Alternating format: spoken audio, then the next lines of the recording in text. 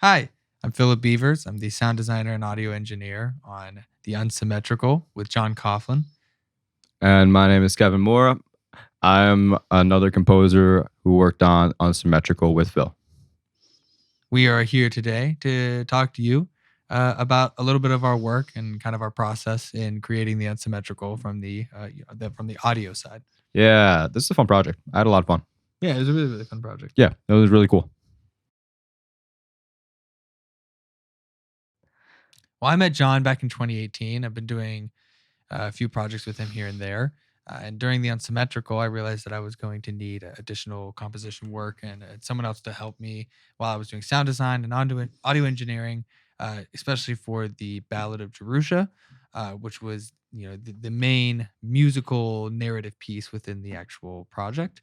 And I've known Kevin for a long time. I think Yeah. 2016. Yeah, it's So I coming on like 8-something years now. Yeah, something like that. Yeah, Yeah. we've been working together for a long time. A long time. Yeah, we met as friends first through our mutual associate, business partner, Nick Bradshaw.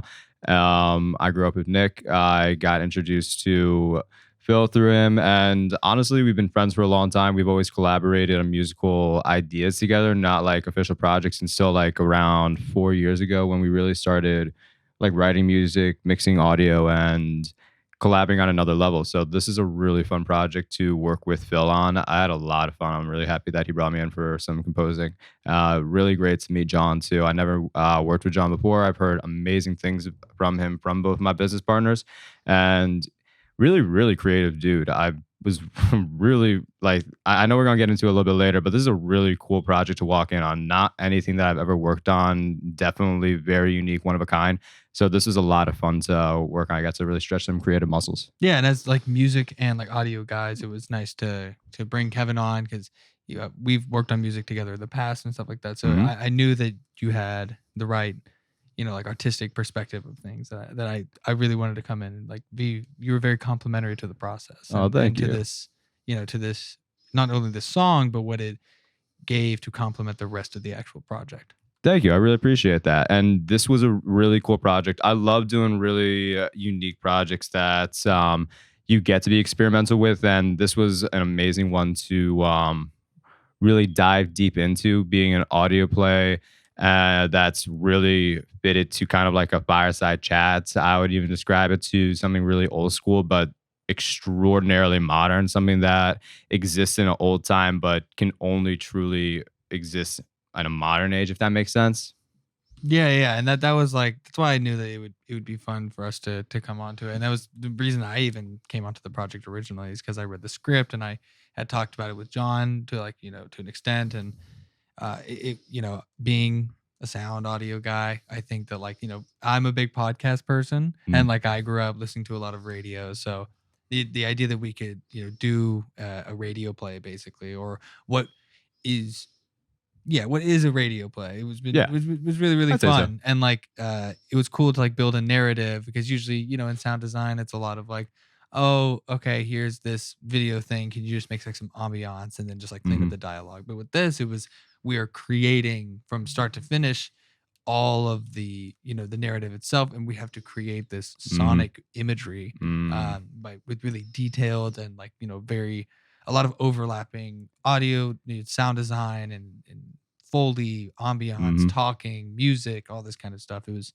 super super fun to like to immerse ourselves in this audio only medium. Yeah, and honestly, I would really want to give you like your flowers on that. You did a Thank you. fantastic job on it because I would say immersive is like almost an understatement. It's really a 4D kind of atmosphere with the environment Phil created, all of the noises that brought me into the environments, and even the really really clever ways that you imbued a lot of. I don't want to give too much away, but a lot of supernatural elements along with real world like time jumps. Hmm. It all makes a lot of sense. Stuff that when it was pitched, I'll be honest, I was I don't want to say confused was the right word, but more overwhelmed by how much information because the project seemed really, really ambitious. And the script and the story that I was presented with was extremely nuanced and detailed and had a lot of subtext in it. So to get the story across, I thought was extraordinarily ambitious, and I really had no idea how to do it. But really, like, amazing job, Phil, making that project come Thank you. out, make perfect sense, and really be one of a kind of thing. So I really want to say that that's it, like it's a extraordinary piece, just from the sound angle alone. And this man is a creative genius. Thanks. Uh, so Kevin, what was your initial response to the Unsymmetrical? I mean, you kind of just went over it, but Mhm. like when we first introduced it to you, when I told you, hey, I've got this project that I'm going to be working on, like you said, it was Mm. confusing, and like I totally get that. It's a lot to Yeah, take in at once, especially like when you're not listening yeah, to it yet. You're just imagining exactly. what is this thing going to sound like later on. It's a really tough pitch, if I'm being honest. And I don't mean that in the sense that it doesn't make sense or anything. It's just it's something that you kind of have to see to believe, and you have to be there to understand. You know, it's hard to describe some like an event to somebody and all the detail that really paints a picture of being there. So this was a project that I felt confused is like not the exact word I want to use. I want to say a little bit overwhelmed upon initial pitch, just because I had no idea how I can contribute to this incredibly like I'm gonna say the word again, nuanced and like subtextual heavy piece where every little thing does have meaning. So I wanted to be I was very intimidated to actually enter the project and contribute something meaningful, because everything that had been building in the project, everything seemed so intentional, meaningful, and so thoroughly thought out that I felt really overwhelmed at first. But that actually really is a good driving agent for me, because then it makes me want to step up my game. And this is definitely a project that made me want to step up my game to help really flush out this world. And I don't know how much detail do you really want to go into the project? I mean, yeah, we'll keep it a little surprising. Yeah. You know what I mean? Like we don't have to go into too much Uh huh. detail about content itself, but Okay. like So I'll keep it very brief, and we'll bleep out anything that gets a little bit too close. yeah. So like going into the supernatural elements, um, I was really excited to play around with that, because the story loves to integrate that, and a lot of really based in reality moments mixed in with these fantastical elements like magical realism. And I love that genre. So that got me really excited. So it made me really want to find a new creative way to make it special in a way that everything that's already been a part of the project hasn't already done.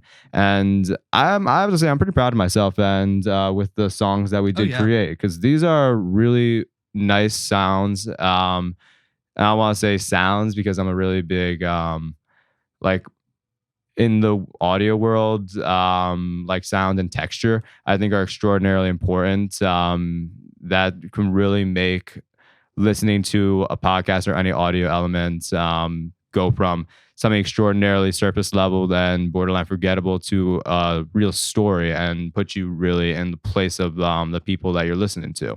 Um, and I was really excited to bring in actually some natural elements. I loved using a lot of acoustic instruments and making them and really manipulating the sounds to make them really sound ethereal. So taking something extraordinarily familiar like an acoustic guitar, we all have an idea what that sounds like, but then going into the editing process and starting to manipulate the sounds, adding layers and layers of effects to turn something really familiar into something that if I even heard it and I didn't like know what I did, I would never be able to identify the instrument.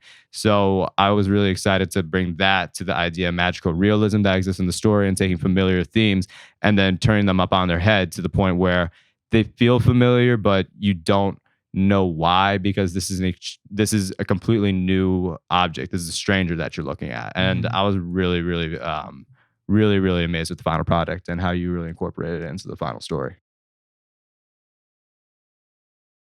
To me, the Ballad of Jerusha is definitely a lullaby. She's talking to, even though they're adults now, she's talking to children that she raised from almost birth, basically Mm-hmm. upon like sight, because she was already, in the location when they moved to this new island, which Mm-hmm. is, Timberlake, Mm-hmm. which is the island that this all takes place on. Mm. And she kind of has this domain over it, in the sense that, she knows what happens, the ins and outs of everything about this island. And so Mm-hmm. she ended up, she's now talking to these people who she's known her whole life as children. I think it's definitely a motherly, without feeling as though it's almost like she's been like, it's more like a guardian angel. That's how I see it, actually. Mm-hmm. It's a guardian angel kind of relationship that she has with them. And she's doing it in a lullaby, because I think that at the point when the ballad comes into the actual show, I think that all the characters are so frazzled and overstimulated and like so built up on everything that's been going on these meetings, on all these revelations that have been happening within their group and everything. And I think that I just really you guys in front of me, it's funny. I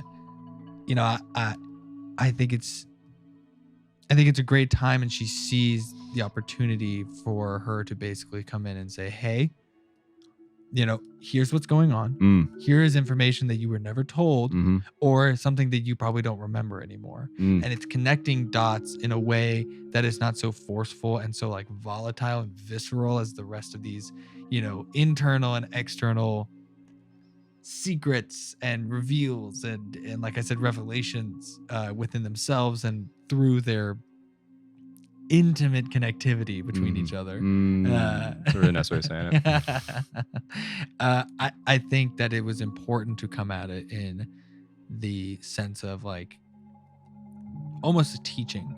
You know what I mean? Totally. Like Absolutely. She's going, here is this, understand that like, all this terrible stuff happened, but in the end, I'm coming to, through me, you can get through this kind of thing. I think that that's a really great way of phrasing it. Honestly, I have extraordinarily similar sentiments. I think the way that I always understood it was like very like Shakespearean in a way. It's like a soliloquy. It's a moment where Jerusha comes out and tells the audience the exposition or the things that we might have forgotten about, just as you were saying. And it kind of breaks away from the story. It's kind of like that Greek chorus that exists to help drive the story along and to make sure that the audience is paying attention to the important themes, because there's a lot of themes in this. Like I said, it's a very dense and nuanced piece. And Jerusha gets the opportunity to say, these are the themes that I contributed. And when you think about me and my interactions, these are the ideas that you should be thinking about, which I think is really, really cool. And what I really liked about the Ballad of Jerusha is it was also her time to tell her side of the story. So like the example that I always thought about, especially when writing it, is I wish I could remember the exact names, but there was this Charlotte Bronte book. It was like, what was that, late 18th century? And there was this one character that I'm pretty sure I'm totally like frying. This isn't like high school memories, but this nobleman marries, but meets this woman at like the new land, New America, finds this woman so beautiful, brings her back, and then eventually she's like deemed crazy, and he actually puts her up in the attic. And then we read in high school this book, Why Sargasso Sea. And what I really liked about that book is it tells the same story, but from the perspective of the woman.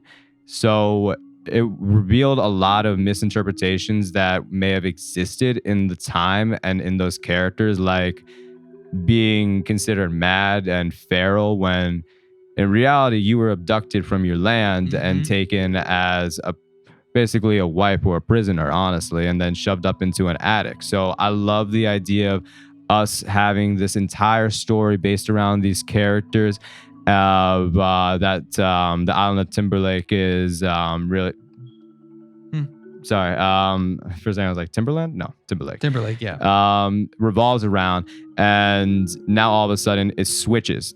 All the perspectives get flipped into a new point of view from Jerusha. So you get to see what's going on for her world and how she's influenced and how she's been impacted by it. So it tells a story that has always been there, but you never thought about, or maybe you misinterpreted it. So that's why I was really, really excited about this song. I like, yeah, not period.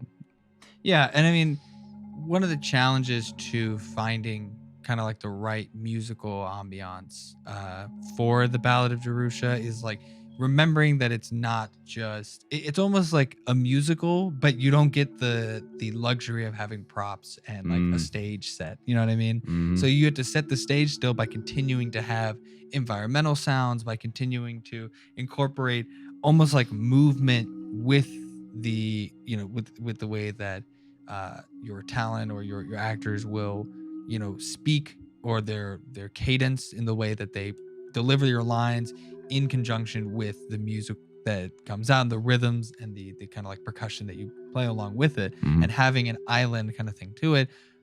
We kept bare bones in terms of instrumentation and in terms of percussion. We kept it very kind of small, but very, very dense. There's a lot. What there is still there is a lot of. We're doing a lot with just a little, and I think that is a testament to Jerusha, her life on the island, what she was able to provide with what she was given, and also talking about what characters like Rex is able to do with what he's given from the island, kind of thing. It's a lot of being resourceful, I guess you could say. In a lot of their stories, they talk about being resourceful and the ways that they basically had to survive to get to the point where they all meet, and just continue this journey along with each other. Yeah, it's really at a point where everything comes to a head. So one thing that I really liked, and I'm glad you brought up, is how while this exposition is really telling Jerusha's story and how she's been impacted, it also tells you how it informs you about actions that the rest of our characters do, and it really makes everybody become way more in depth and deeper in understanding their motivations, why they do what they do, why they're here, and how we got to this point. Yeah, absolutely. And what I love is that throughout the song and like the episode of the Ballad of Jerusha, is the transitions between her speaking and these like soliloquy-esque type of verses that she goes through in between those verses of the actual song, and that the lines of the song change. That was one of my big things that I really liked, putting the text onto music and letting the narrative come through with music as a complement. Was trying to fit the rhythm of the word, because we had a melody in mind, and then with lyric changes and stuff like that, two of the verses sound the same, one of them's different, and then it comes back to a head, and it comes back to this chorus that she says every time, which is the main lullaby that she's speaking to the characters, which was always a big thing too. It was always bringing it back to this feeling of close with this guardian kind of entity and those that she protects. That's what it was. It always comes back to within the project or within the actual piece. Is it's always coming back to, as big and as scary as the world might get, everything that comes along with it, everything that it throws at you, all the obstacles, all the strife and everything like that, I can still bring us back to this. And you can always remember this feeling right here of when you can know that I am here to protect you. Thank you so much for tuning in and listening to us discuss this really, really great and really creative project that we're both a part of.